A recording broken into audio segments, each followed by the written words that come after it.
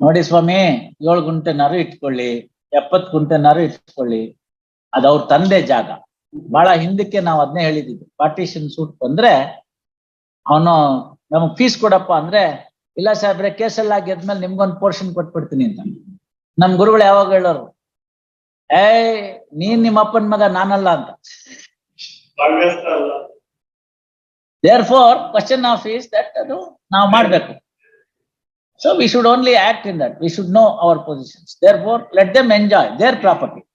Here is, that's what I am saying. Our papa ಅವ್ರಿಗೆ senior ಹೇಳಿದ್ವಿ ನಾವು, ನಮ್ ದೇಶದೊಳಗಡೆಗೆ ಅವ್ರ ಜಾಗನ್ನ ಅವರು ಸಮರ್ಪಕವಾಗಿ ಭಾಗ ಮಾಡ್ಕೊಂಡು ಎಂಜಾಯ್ ಮಾಡೋದಕ್ಕೆ 35 ವರ್ಷ ತೆಗೆದುಕೊತಾ ಇದೀವಿ ಅಂದ್ರೆ, is it A system that is efficacy? ಹೌದಪ್ಪ.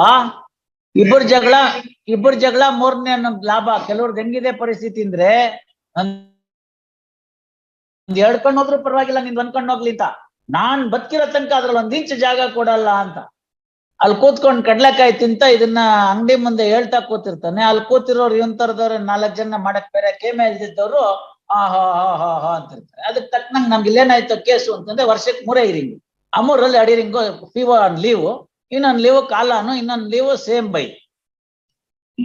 issues finally by cost and issues by. What is the meaning of these things? It should be done within no time. It should be done in no time. ಎಲ್ರೂ ಕೂಡ ಸಹಕಾರ ಕೊಡ್ಬೇಕು. ಬರೇ judge ಒಬ್ರು ಕೂತ್ಕೊಂಡು ಅವಸರ ಪಡಿಸೋದ್ರಿಂದ ಏನಾಗಲ್ಲ. ಇಲ್ಲೆಲ್ಲ ಅನುಕೂಲ ಆಗಿದ್ ಕೇಸ್ ಒಳಗಡೆ ನಿಮ್ಗೆ ಸಂತೋಷ ಆಗುತ್ತೆ. ಅನನುಕೂಲ ಆದ ತಕ್ಷಣ ಅಲ್ಲಿ ಹೊರಗಡೆ ಹೋಗ್ತೀರಿ. ನಿಮ್ ತರನೇ ಅನನುಕೂಲ ಆಗಿರೋ 10 ಜನ ಸಿಗ್ತಾರೆ. ಏನ್ ಹಿಂಸೆನಪ್ಪ, ಯಾವಾಗ RFA ಇಂದ ಚೇಂಜ್ ಆಗ್ತಾರೋ ಸಾಕು ಅಲ್ವಾ? 8 ವರ್ಷ 10 ವರ್ಷ ಸಮನ್ಸ್ ಜಾರಿ ಆಗೋದಿಲ್ಲ, ನೋಟಿಸ್ ಜಾರಿ ಆಗೋದಿಲ್ಲ ಅಂದ್ರೆ, is it an effective system? It should be stopped, no? That's the only anxiety, that's the only worry, that's the only concern. All right, I can also be saying that, 4 weeks, 2 weeks, list will be over by 12:30, go home, go to the chambers, spend it in the easy time. What is the use? What is the use, you tell me? I'll become another Sanjay Manjrekar, who will say that this ball must be hit 6. When he was sent to the playing, he did not score any run. ಏನ್ ತಿಳ್ಕೊಬೇಡಿ, ಅದನ್ನ ಆ case ಅಷ್ಟೇನೆ, ನಿಮ್ಗೆ ಆ case ಅಷ್ಟೇನೆ. 10 ಗುಂಟೆ ಅಂದಿದ ತಕ್ಷಣ ಟಪರ್ ಅಂತ ಚೆಕ್ ಆಗೋಯ್ತದ. ಗೊತ್ತಾಯ್ತಲ್ಲ?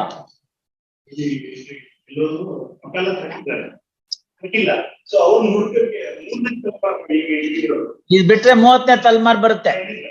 ಮತ್ತೆ 10 ಗುಂಟೆ 20 ಗುಂಟೆ ಒಬ್ಬನಿಗೆ ಇದ್ದಿದ್ದನ್ನ 10 ಗುಂಟೆ ಅಂದಾಗ ಆ ರಾಜ್ಕುಮಾರ್ನ ಕರೆಸಿ ಕೇಳಿ ಓಪನ್ ಕೋರ್ಟ್ ಅಲ್ಲಿ ಒಪ್ಸಿದ್ದೆ ಅದಕ್ಕೋಸ್ಕರ.